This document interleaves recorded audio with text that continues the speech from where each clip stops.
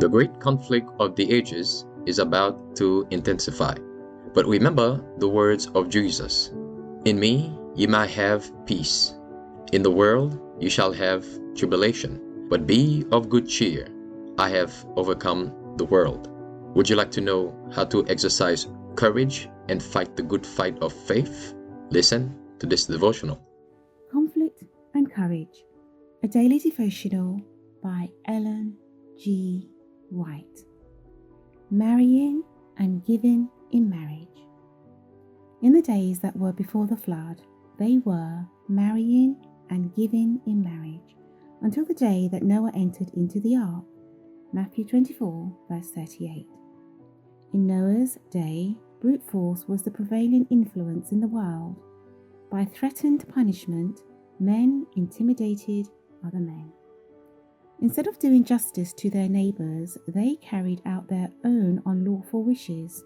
They had a plurality of wives, which was contrary to God's wise arrangement. In the beginning, God gave to Adam one wife, showing to all who should live upon the earth his order and law in that respect. The transgression and fall of Adam and Eve brought sin and wretchedness upon the human race. A man followed his own carnal desires and changed God's order.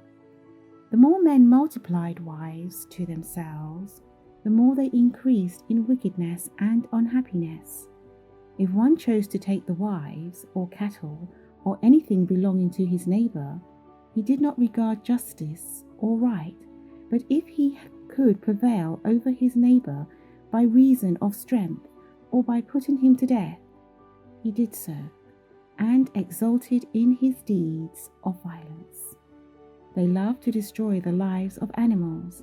They used them for food, and this increased their ferocity and violence, and caused them to look upon the blood of human beings with astonishing indifference. The descendants of Seth were called the sons of God, the descendants of Cain, the sons of men.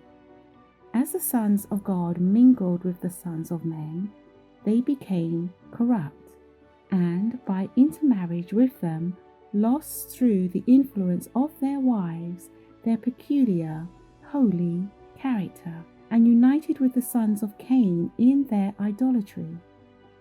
Many cast aside the fear of God and trampled upon his commandments, but there were a few that did righteousness, who feared and honoured their Creator. Noah and his family were among the righteous few. Polygamy was practiced at an early date.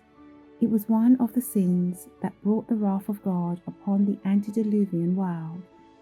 It was Satan's studied effort to pervert the marriage institution, to weaken its obligations and lessen its sacredness.